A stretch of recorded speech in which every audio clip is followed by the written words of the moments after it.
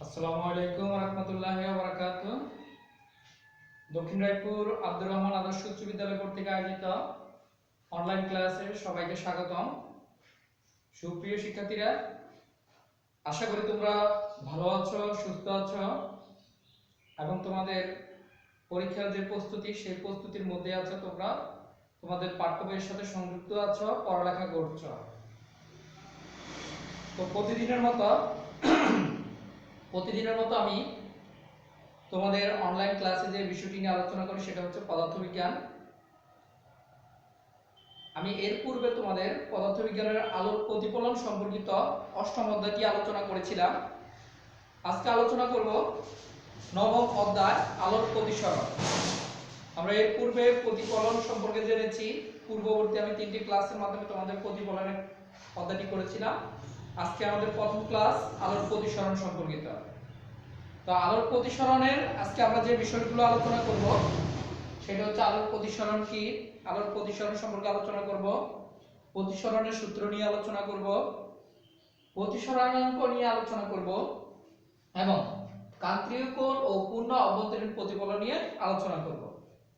তো তোমরা তোমাদের বই খাতা নিয়ে এবং কলম নিয়ে তোমরা তোমাদের পাঠ্যক্রম শুরু করো, আমাদের ক্লাসটি দেখো এবং তোমাদের যে জিনিসগুলো লিপিবদ্ধ করা প্রয়োজন সেগুলো খাতায় লিপিবদ্ধ করবে এবং যেগুলো তোমরা বুঝতে অসুবিধা হবে পুনরায় ক্লাসটি আবার দেখবে, কেমন? তো প্রথমে আমি আলোর প্রতিসরণ নিয়ে শুরু করি। আলোর প্রতিসরণ কি? আমরা এর পূর্বে প্রতিফলন করেছিলাম যে আলোক রশ্মি যখন কোনো মাধ্যমে বাধা পেয়ে আগের মাধ্যমে ফিরে আসে, ধরো এখান থেকে একটা আলোক রশ্মি আপতিত হয়ে বাধা পেয়ে যখন পূর্বের মাধ্যমে ফিরে আসে সেটাকে বলা হয় আলোর প্রতিফলন। কিন্তু প্রতিসরণটা কি? প্রতিসরণ হচ্ছে দুইটি ভিন্ন মাধ্যম দ্বিবেদ তল, আলোক রশ্মি যখন মনে করো এই একটা মাধ্যম, এই আরেকটা মাধ্যম, এটা আমরা বললাম বায়ু আর এটা বললাম পানি। এই দুটি মাধ্যম আলোক রশ্মি যখন একটি মাধ্যম ভেদ করে, একটি বিভেদ তল ভেদ করে অন্য একটি মাধ্যমে প্রবেশ করে তখন সেটাকে বলা হয়, একটা মাধ্যমে প্রবেশ করলো তখন সেটাকে বলা হবে আলোর প্রতিসরণ। আমি আবার বলছি, আলোক রশ্মি যখন কোনো একটি বিভেদ তল বা এক মাধ্যম থেকে অন্য মাধ্যমে প্রবেশ করে তখন সেটাকে বলা হয় আলোর প্রতিসরণ। আর এই আলোর প্রতিসরণগুলো তোমরা সহজে দেখতে পাও। আমরা যদি পানিতে টর্চ লাইট, রাতের বেলায় যদি টর্চ লাইট মারি তাহলে দেখা যায় পানির নিচে কি আছে সেগুলো দেখা যায়, যদি পানিটা পরিষ্কার হয়। গোল পানিতে কিন্তু দেখা যাবে না। পরিষ্কার পানিতে যদি আমরা টর্চ লাইট মারি তখন দেখা যায় যে নিচে কি আছে। এই যে আমার আলোটা পানির মধ্য দিয়ে নিচে প্রবেশ করার কারণে আমরা নিচের বস্তুটি দেখি, আর এটা হচ্ছে আলোর প্রতিসরণ। এরপর দেখো, কাচের কোনো বস্তুর মধ্য দিয়ে যখন আমরা লাইট মারি লাইটের আলোটা বাইরে যায়, এই যে কাচের ভিতর দিয়ে আলোটা যাচ্ছে, এই যে কাচের ভিতর দিয়ে যাচ্ছে, এটা হচ্ছে আলোর প্রতিসরণ। যখন কোনো মাধ্যমের মধ্য দিয়ে এক মাধ্যম থেকে অন্য মাধ্যমে বা কোনো বিভেদ তলের মধ্য দিয়ে এক মাধ্যম থেকে অন্য মাধ্যমে আলো প্রবেশ করবে তখন সেটাকে বলা হবে আলোর প্রতিসরণ। তো এই আলোর প্রতিসরণ সম্পর্কিত কয়েকটা তথ্য তোমাদের জানা প্রয়োজন। আলো কিন্তু সকল মাধ্যমে সমানভাবে যায় না। যেমন ধরো, আমরা আলোটা যদি এখানে বায়ুর মাধ্যম থেকে আলোটা প্রবেশ করে, মনে করো পি ও বরাবর ও বিন্দুতে আপতিত হলো, তবে এখানে আমি ও বিন্দুতে একটা লম্ব অঙ্কন করব, অবিলম্ব এন ও এন প্রাইম, একটা অবিলম্ব অঙ্কন করব। যখন আলোক রশ্মি কোনো হালকা মাধ্যম থেকে কোনো একটা ঘন মাধ্যমে প্রবেশ করবে তখন সেক্ষেত্রে আলোক রশ্মিটা অবিলম্বের দিক বরাবর, ধরো এটা আমার আপতিত রশ্মি OP, এই আপতিত রশ্মিটা যখন বায়ু থেকে পানিতে প্রবেশ করবে তখন এটা অবিলম্বের দিকে বেঁকে যাবে, অর্থাৎ একটু অবিলম্বের কাছাকাছি চলে আসবে। তাহলে সেটা কিন্তু সোজা যায়নি, সোজা গেলে আমার এ বরাবর যাওয়ার কথা ছিল, এই বরাবর না গিয়ে সেটা একটু বেঁকে গেল। আলোক রশ্মি যখন কোনো হালকা মাধ্যম থেকে ঘন মাধ্যমে যায় তখন সেক্ষেত্রে আলোক রশ্মিটা অবিলম্বের দিকে বেঁকে যায়, অর্থাৎ অবিলম্বের কাছাকাছি চলে আসে। আবার যদি আলোক রশ্মিটা গণমাধ্যম থেকে, আচ্ছা এই চিত্রটা থাকুক, আমরা আরেকটা চিত্র আঁকি। মনে করে এখানে আঁকতেছি আলোক রশ্মি, এটা একটা গণমাধ্যম, এটা কাঁচ মাধ্যম হতে পারে। ধরো আলোক রশ্মি এই গণমাধ্যম থেকে যখন হালকা মাধ্যমে যাবে, এই আলোক রশ্মিটা অবিলম্ব বরাবর এই বিন্দুতে আপতিত হওয়ার পর গণমাধ্যম থেকে যখন হালকা মাধ্যমে যাবে তখন সেটা অবিলম্ব থেকে দূরে সরে যাবে, এই বরাবর সরে যাবে। ধরো এটা আমরা নাম দেই এই দিকে, এখানে ওই দিলাম। তাহলে আমাদের প্রতিসরণের সকল মাধ্যমে সমান নয়। আলোক যখন কোনো হালকা মাধ্যম থেকে গণমাধ্যমে প্রবেশ করে তখন সে আলোক রশ্মিটা একটু বেঁকে গিয়ে অবিলম্বের দিকে সরে আসে, অবিলম্বের দিকে।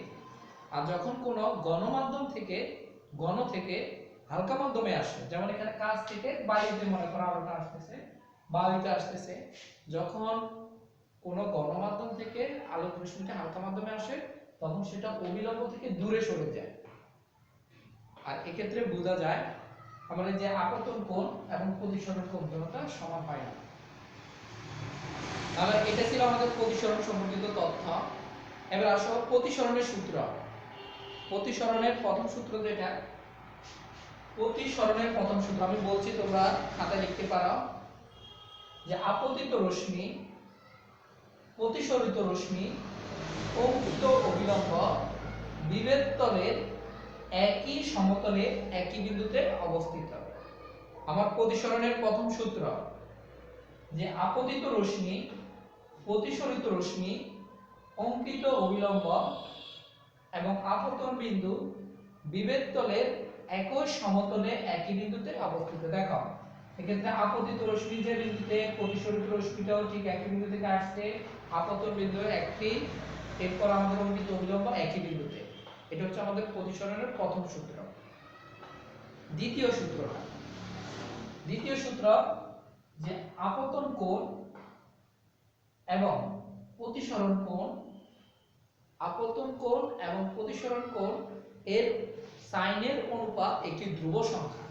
আবার বলছি যে আপতন কোণ এবং প্রতিসরণ কোণের সাইনের অনুপাত, সাইনের অনুপাত একটি ধ্রুব সংখ্যা। এটাকে আমরা এইভাবে লিখতে পারি যে sine i by sine r equal ধ্রুব সংখ্যা বা ধ্রুবক।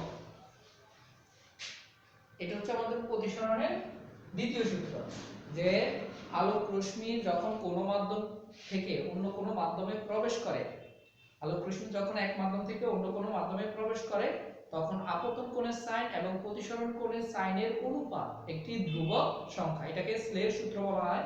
এটা হচ্ছে আমাদের প্রতিসরণের দ্বিতীয় সূত্র। আর এই যে আমরা বললাম এখানে ধ্রুবক সংখ্যা, আপতন কোণের মান বাড়তে থাকলে, ধরো আপতন কোণ I1, প্রতিসরণ কোণ I2, আপতন কোণ I2, প্রতিসরণ কোণ R2, এভাবে যদি বাড়তে থাকে যতই বাড়বে এর পরিমাণ একটা সর্বদা ধ্রুবক, এটা সর্বদা ধ্রুব সংখ্যা হবে। আপতন কোণের সাইন এবং প্রতিসরণ কোণের সাইন সর্বদা ধ্রুব সংখ্যা। আর এই যে আমরা পরবর্তীতে যে প্রতিসরাঙ্ক লিখেছি, আমরা বলছি এখানে আপতন কোণের সাইন এবং প্রতিসরণ কোণের সাইন একটি ধ্রুব সংখ্যা। এই ধ্রুব সংখ্যাটিকে বলা হয় প্রতিসরণাঙ্ক। আলোক রশ্মি যখন কোনো এক মাধ্যম থেকে অন্য মাধ্যমে প্রবেশ করে তখন আপতন কোণের সাইন এবং প্রতিসরণ কোণের সাইন যে ধ্রুব সংখ্যা, ওই সংখ্যাটির নামই হচ্ছে প্রতিসরণাঙ্ক। মনে করো আলোক রশ্মি আমার এ মাধ্যম থেকে বি মাধ্যমে প্রবেশ করলো, আমরা তখন প্রতিসরাঙ্ক লিখতে পারি, প্রতিসরাঙ্ককে প্রকাশ করা হয় ইটা দ্বারা। এটা হচ্ছে ইটা, এই ইটা দ্বারা প্রতিসরাঙ্ককে প্রবেশ করা হয়। এবার আলোক রশ্মি কোন মাধ্যমে প্রবেশ করতেছে, এ মাধ্যম থেকে বি তে, তখন আমরা লিখতে পারি এ ইটা বি, এ ইটা বি, অর্থাৎ এর মাধ্যমের সাপেক্ষে বি এর প্রতিসরণাঙ্ক sin i by sin r, sin i by sin r হলো প্রতিসরণাঙ্ক হচ্ছে a ইটা b। আমি এগুলো মুছে ফেলি, তোমরা লক্ষ্য করো। প্রতিসরণাঙ্ক প্রতিসরণাঙ্ক যখন আলোটা যে মাধ্যমে প্রবেশ করবে সব সময় এই মাধ্যমের সাপেক্ষে, যেমন আলোটা a থেকে b তে প্রবেশ করতেছে, তখন আমরা এখানে লিখব a eta b equal sin i by sin r। আর এর মাধ্যমে আমরা যে কোনো মাধ্যমের প্রতিসরণাঙ্ক বের করতে পারি। a eta b sin i by sin r। এবার আলোক রশ্মি যদি b থেকে এতে প্রবেশ করে, b থেকে এতে যায়, তখন লিখব b eta a, b eta a equal 1 by sin i by sin r। আমরা বলছি যখন আলোক রশ্মিটা যদি b থেকে প্রবেশ করে, b থেকে a তে আপতিত হয়, b মাধ্যম থেকে যদি a মাধ্যমে প্রবেশ করে, তখন সেক্ষেত্রে আমার হবে b eta a by sin i by sin r। আর তোমরা এটাকে করবে, যখন আমরা এটা লিখব এটাকে করবে a এর সাপেক্ষে, a মাধ্যমের সাপেক্ষে b মাধ্যমের প্রতিসরণাঙ্ক, মাধ্যমের প্রতিসরণাঙ্ক a ইটা b। এর মধ্যে আমাদের আরেকটি সম্পর্ক আছে, a ইটা b এর আরেকটা, যদি আমরা a ইটা b এর মান দেওয়া থাকে, ধরো এটার মান দেওয়া আছে 1.33 এরকম, তোমাকে বললো b মাধ্যমের সাপেক্ষে এই মাধ্যমের প্রতিসরণ কত, তখন কিভাবে করবে যে b ইটা a সমান 1 বাই a ইটা b। অর্থাৎ এখানে আমরা a ইটার মান যত দেওয়া আছে তত বসালে আমরা b এর সাপেক্ষে এই মাধ্যমের প্রতিসরণটা বের করতে পারবো। সুপ্রিয় শিক্ষার্থীরা, এখানে আমরা একটা সূত্র পেয়ে গেলাম যে এই মাধ্যমের সাপেক্ষে b মাধ্যমের প্রতিসরণ sin i by sin r। আবার যখন আলোর বেগ দেওয়া থাকবে, তখন আলোটা আমার এই মাধ্যম থেকে b মাধ্যমে প্রবেশ করলো, a থেকে b তে প্রবেশ করলো, তখন এই ক্ষেত্রে যদি আলোর বেগ দেওয়া থাকে ca, এই ক্ষেত্রে আলোর বেগকে ধরে নিতে পারি আমরা cv। তখন এই ইটার সাথে একটা সম্পর্ক আছে, a eta b equal ca by cb, ca by cv। অর্থাৎ আলো যে মাধ্যমে প্রবেশ করতেছে সেই মাধ্যমে আলোর বেগ বাই যে মাধ্যমে প্রবেশ করলো, যে মাধ্যম থেকে প্রবেশ করতেছে, এই যে আমার এখানে এই মাধ্যম থেকে প্রবেশ করতেছে b তে, তাহলে এই মাধ্যমের আলোর বেগ বাই c মাধ্যম b মাধ্যমের আলোর বেগ, এটা হচ্ছে প্রতিসরণ নির্ণয়ের সূত্র। তো এখান থেকে আমরা তিনটা সূত্র লিখতে পারি, তোমরা লেখো, খুবই গুরুত্বপূর্ণ এই সূত্রগুলো। a eta b equal sin i by sin r equal ca by cb। তোমরা যদি এই সূত্রটা মনে রাখো, তাহলে তোমরা এই অধ্যায় যতগুলো অঙ্ক রয়েছে সবগুলো অঙ্ক করতে পারবে শুধু একটা মাত্র সূত্র দিয়ে, যে আলো যে মাধ্যম থেকে, যদি আবার এটা উল্টো হতে পারে, ধরো b মাধ্যম থেকে যদি প্রবেশ করে, b মাধ্যম থেকে যদি এক মাধ্যমে প্রবেশ করে, তখন এটাকে আমরা লিখব b ইটা a সমান sin i by sin r equal cb by ca।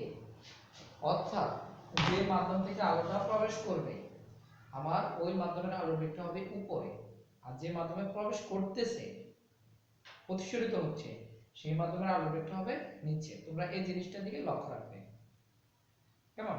তখন তোমাদের যে কোনো অঙ্ক আসুক, তোমরা এই যে সূত্রটা লিখেছি এই সূত্রের মাধ্যমে সহজে করতে পারবে।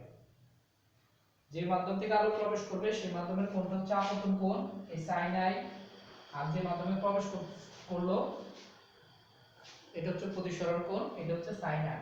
sin i টা সবসময় উপরে, sin r টা নিচে। এখান থেকে তোমরা কয়েকটা সম্পর্ক বের করতে পারবে, যে sin i by sin r equal ca by cb। আশা করি তোমরা যদি এই সূত্রটা মনে রাখো, তোমাদের এই অধ্যায়ে যতগুলো ম্যাথ ইকুয়েশন আছে, ম্যাথের যতগুলো তোমাদের যতগুলো গাণিতিক সমস্যা আছে, তোমরা সবগুলো সমস্যার সমাধান করতে পারবে। এরপর আসো কান্তীয় কোণ। কান্তীয় কোণ কি? আলোক রশ্মি যখন আমরা বলছি ঘন মাধ্যম থেকে হালকা মাধ্যমে যায়, তখন সেই ক্ষেত্রে এটা সাধারণত অবিলম্ব থেকে দূরে সরে যায়। আলোক রশ্মিটা অবিলম্ব থেকে দূরে সরে যায়। ধরো এটা আমার ঘন মাধ্যম, এই মাধ্যম থেকে আলোক রশ্মিটা যখন হালকা মাধ্যমে যাবে তখন সেটা অবিলম্ব থেকে দূরে সরে যাবে। এই আলোক রশ্মিটি বরাবর দূরে সরে যাবে, ধরো এটা বিও বরাবর দূরে সরে যাবে, অবিলম্ব থেকে এটা সর্বদা দূরে সরে যাবে। গণমাধ্যম থেকে হালকা মাধ্যমে আলোক রশ্মি আপতিত হলে প্রতিসরণের পর সেটা অবিলম্ব থেকে দূরে সরে যায়। এবার আমি যদি এই কোণটার মান আরো বাড়াতে থাকি, ধরো এখানে নিয়ে আসলাম, তখন দেখা যাবে যে আমার আপতিত রশ্মিটা এ বরাবর আপতিত হওয়ার পর প্রতিসরিত রশ্মিটা এই বিগত তল বরাবর যাচ্ছে, অর্থাৎ অবিলম্ব থেকে দূরে সরতে সরতে একবারে অবিলম্ব বরাবর যাচ্ছে। এই যে এখানে আমরা যে কোণটাকে আপতন করলাম, যে কোণে কোনো আলোক রশ্মি আপতিত হলে, যে এখানে যে কোণটা ধরো থিটা সি, কান্তির কোণকে থিটা সি দ্বারা প্রকাশ করা হয়, আলোক রশ্মি গণমাধ্যম থেকে হালকা মাধ্যমে প্রবেশের সময় যে কোণে আলোক রশ্মি আপতিত হলে প্রতিসরণ কোণের মান 90 ডিগ্রি হয়। এই যে এই কোণটা এখন 90 ডিগ্রি, এই আর এর মান এখানে 90 ডিগ্রি হয়ে গেল, কারণ কি এই প্রতিসরিত রশ্মিটা বিভেদ তল বরাবর যাচ্ছে, 90 ডিগ্রি হয়, অর্থাৎ প্রতিসরিত রশ্মি বিভেদ তল ঘেঁষে যায়, তখন ওই আপতন কোণকে বলা হয় কান্তীয় কোণ। আমি আবার বলছি, আলোক রশ্মি যখন কোনো গণমাধ্যম থেকে হালকা মাধ্যমে প্রবেশ করবে, সবসময় মনে রাখবে কান্তীয় কোণটা গণমাধ্যম থেকে হালকা মাধ্যমে আলোক রশ্মি প্রবেশ করে তখন দিয়ে কান্তীয় কোণ হয়, হালকা মাধ্যম থেকে গণমাধ্যমে গেলে কান্তীয় কোণ হয় না। আলোক রশ্মি যখন কোনো গণমাধ্যম থেকে হালকা মাধ্যমে প্রবেশ করলে প্রতিসরণ কোণের মান 90 ডিগ্রি হয়, বা প্রতিসরিত রশ্মি বিভেদ তল ঘেঁষে যায়, এই যে বিভেদ তল ঘেঁষে যাচ্ছে, তখন ওই আপতন কোণকে বলা হবে কান্তীয় কোণ। এরপর আসো আমরা পূর্ণ অভ্যন্তরীণ প্রতিফলন নিয়ে কথা বলি।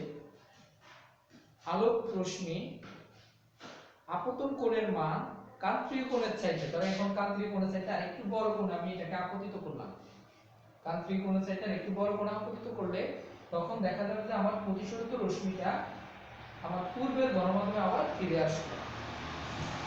আলোক রশ্মি আপতন কোণের আপতিত রশ্মি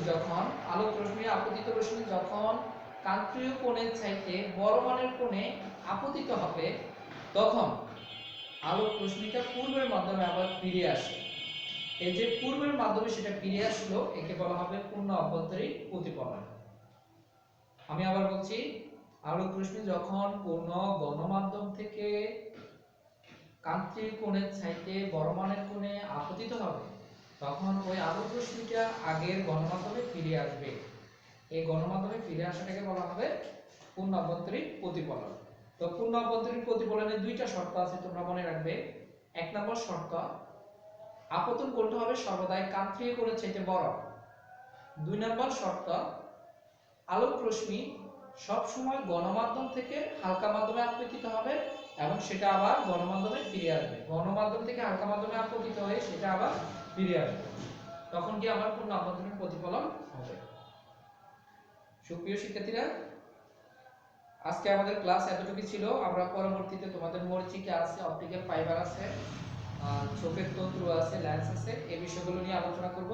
তোমরা এই ক্লাসটি যারা দেখেছ তারা তোমাদের রোল নম্বরগুলো কমেন্ট বক্সে দিবে, এবং পাশাপাশি তোমরা তোমাদের পাঠ্যক্রম চালিয়ে যাবে। এবং আমি যে বিষয়গুলো আলোচনা করেছি, আমার কাছে কিন্তু বই নেই, এখানে বই রেখে তোমাদের ক্লাস করা সম্ভব না। বই আমি চিত্র করে রেখেছি, তোমরা বইয়ের মাধ্যমে বইটা পড়বে এবং আমার কথাগুলো মিল করে তোমরা বোঝার চেষ্টা করবে। কেমন?